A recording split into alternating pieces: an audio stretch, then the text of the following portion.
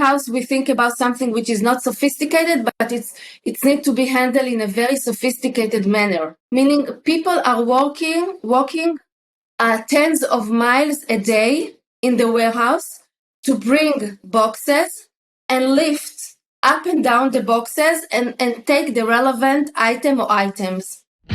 Welcome to 20-Minute Leaders. Just sit back, relax, and learn from the leaders of today. It's a journey. Each one is different, unique, inspiring. Let's get started. This episode is powered by J Ventures, a community-driven VC fund in Silicon Valley, in partnership with Lomitech, and sponsored by Homeward Ventures, Hippo Insurance, Upwest, Hillel at Stanford, Leap, and Birthright Excel, and in media partnership with CTech. Welcome to another episode of 20-Minute Leaders. Today we're going to be talking about how robots are completely disrupting warehouses, fulfillment, pretty much any supply chain. Meet Hanna Yanovsky, CRO and General Manager of Caja Robotics. Hanna started as a commercial lawyer in advising and managing transactions in the tech ecosystem. Her curiosity led her to change sides and become an entrepreneur and tech executive, and since 2015 has been focusing on the robotics and automation industries. She's the General Manager and Chief Revenue Officer of Caja Robotics, automating solutions for order fulfillment. Hanna Yanovsky, welcome to 20-Minute Leaders, the General Manager and Chief Revenue Officer of Caja Robotics. How are you? Hi, Michael. I'm fine. Happy to be in your show and looking forward. I'm really excited for these next 20 minutes. Your journey is so interesting, from being a lawyer to being VP legal at another company, but now working in robotics and warehouses and logistics and optimizations. I think that's going to be so interesting for us to talk. Hanna, before we dive into the world of robotics and warehouses and logistics, tell me a little bit about your own personal journey and how you ended up even in this space. Okay, sure, gladly. As you said, I started as a commercial lawyer from a very young age. The commercial aspect really interested me, and that's why I chose to go to the commercial side of the legal world. And even from early stage, I was really fascinated from what the entrepreneur and the investors and the companies were facing, and also in my legal role, I tried to address those commercial matters broadly. And then I took a decision to switch part and join the world of high tech and business and commercial, not from just a legal aspect, but also from a manager and entrepreneur aspects, and see how I can influence and be more involved in those commercial aspects and business aspects. And I started from cross-border transactions and M&As and being in a global company for the business affairs. And we had a lot of business, not just in Israel, but mainly in China, US, and Europe. This was my journey in the automation and robotic industry. And in 2019, I joined Caja, as you said, Caja Robotics, also because it fascinated me, the industry, the new concept, and what this company has developed. It is, I think, a unique combination that happens rarely of a booming industry, a real need from the customers, and a real product that it is new and not same as others. And this combination made me realize that I really want to join this journey and this company, and try to build together with the team a global and industrial company since then, and make the solution of Caja becoming more and more familiar with the market.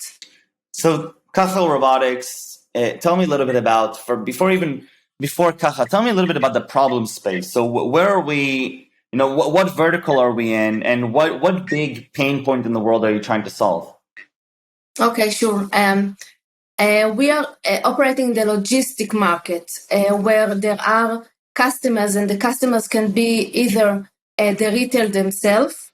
The retailers can be in the fashion industry, in a pharma industry, in other industries, or a 3PL, third-party logistic customer that provide services to many more other companies, where in the same warehouse, they have many items and goods of different customers, and they serve those customers, whether it is B2B or B2C, meaning whether it is something that Michael has ordered online and they will send it to Michael, or whether it's a chain of company of stores and they will send it to this chain of stores.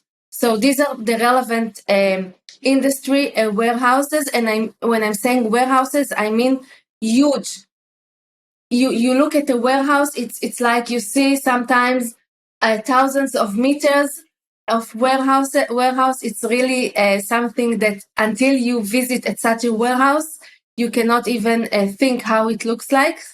And the amount of goods that they need to handle is enormous. And sometimes they have one warehouse which serve the entire west coast of United States. So just imagine the amount of good that they have for such a retail, a footwear company, for example, and how they need to be very efficient and optimize everything. And they have many challenges in that aspect because real estate is expensive. Right. They need to find the optimum manner to handle the inventory, to handle the orders, to make sure that they don't do errors, to make sure they handle inbound, because all the time they have a new inventory coming in. So there is, of course, FIFO and other elements they need to handle. It's our warehouse. We think about something which is not sophisticated, but it needs to be handled in a very sophisticated manner. Right. And another fascinating point in my view, at least, is that until now, 95% of those warehouses are handled manually in the area of, we call it order fulfillment, meaning from the minute that there is an order from the end user, someone that ordered online or from their store itself, until the order is being picked, the relevant item is being picked from the box, the relevant box, after the inventory is placed in the warehouse, it is done manually. Meaning people are walking tens of miles a day in the warehouse to bring boxes and lift up and down the boxes and take the relevant item or items. Wow. And this is something which is not relevant for people to handle in so many aspects. People are not willing to do that. All of our customers, no matter where they are, having a real challenge to find labor to handle that. And this is specifically a work that needs to be handled by robots and machine, and to make sure that people will handle different tasks in the warehouse, which are more friendly for human beings. Right. And so the robots themselves, so how does the solution actually work? Robots are involved. I'm hearing that you're replacing a lot of the manual labor that humans have to do, whether it's vertically or horizontally within the warehouses. So how does this actually work and integrate within the warehouses?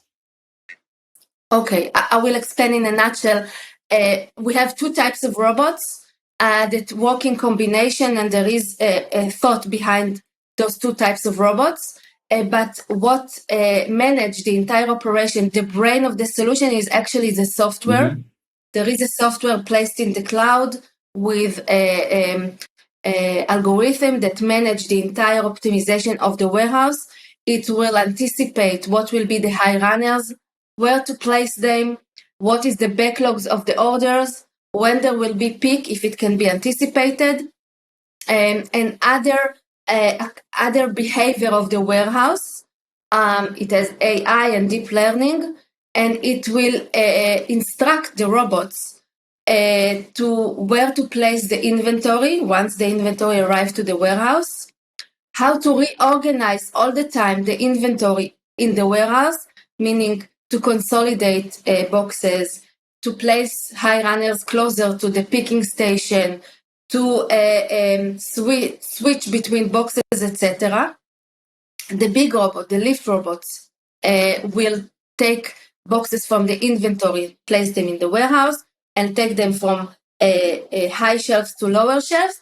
And then we have the small robots, very, very efficient, very, very fast, and they will run in the warehouse and bring those boxes to the picking station. Wow. And the ratio between those two types of robots will also allow efficiency and attractiveness in terms of ROI.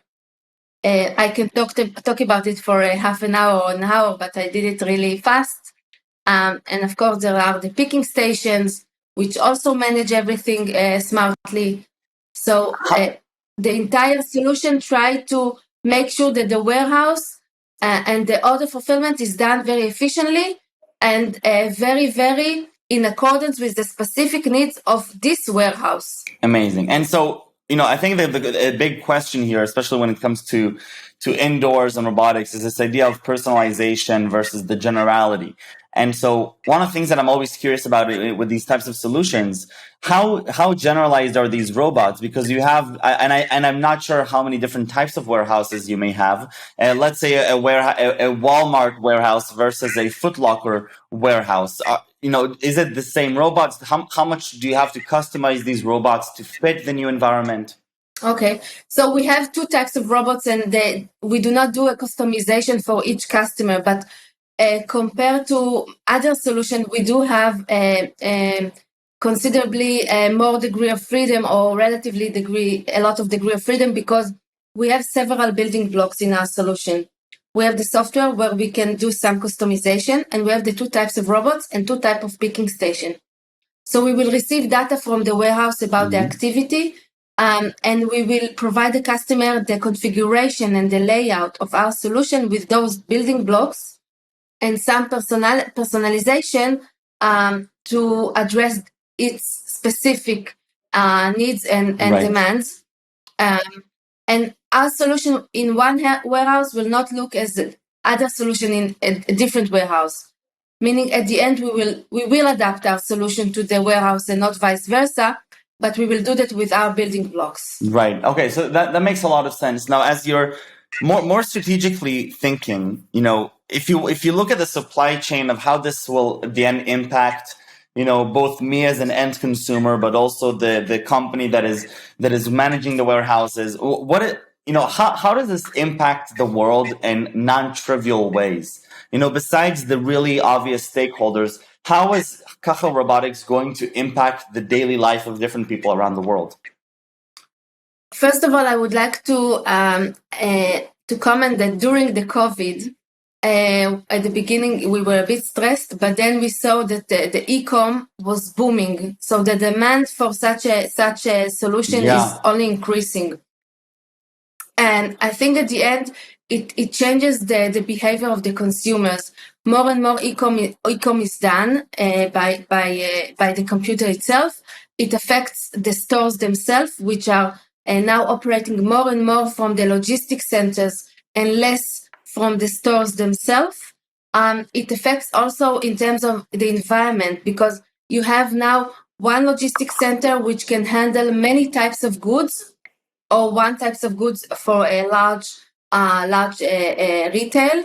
And you have this logistics center which will provide all the service for the end users, and no need, maybe it's good, maybe it's bad, but less and less stores, less and less need to use electricity because our robots can work in the dark, less and less air conditioning, and less and less and more efficient way to use the real estate, because you can have more density in the same warehouse compared to when it's manual or when it's in the stores themselves. So I think at the end it will have a great impact on the way that we will see how the entire industry of shopping, let's call it this way, will behave. It starts from real estate to shopping centers, to the way that those companies will handle their inventory, and even the way that they will handle shipment. It's another environment aspect. whether they need to ship everything to one place, several places, etc. We see also a trend of micro-fulfillment, smaller logistics centers closer to the cities to serve the city, but it can be done outside the city, not in the middle of the city. So there are many aspects that will influence environmental behavior, real estate, and I think at the end also the cost of the customers and the cost of the retails and this entire industry. Fantastic. Amazing. Now, one of the things that we very briefly spoke about before was this idea of planning. And this is more about your own personal journey, Hanna, about planning and the interesting balance between, falling in love with a plan versus being open. So tell me a little bit about your own personal story. If I need to think about, first of all, from my personal journey, I all the time trying to evolve as a person in my professional career, and I moved from one path to another, and I only benefit from that. This is from personal note, but in terms of the business itself, when I have a story to share.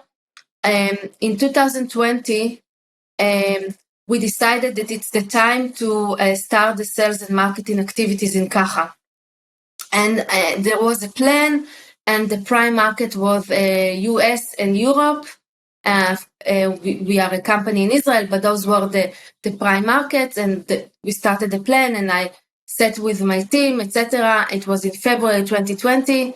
In March, everybody woke up to the COVID, and suddenly we couldn't fly, we couldn't meet customers, and Europe was shutting down, US later on, and we thought, what we are going to do? Are we going to freeze all the activities of sales and marketing? We just started this activity.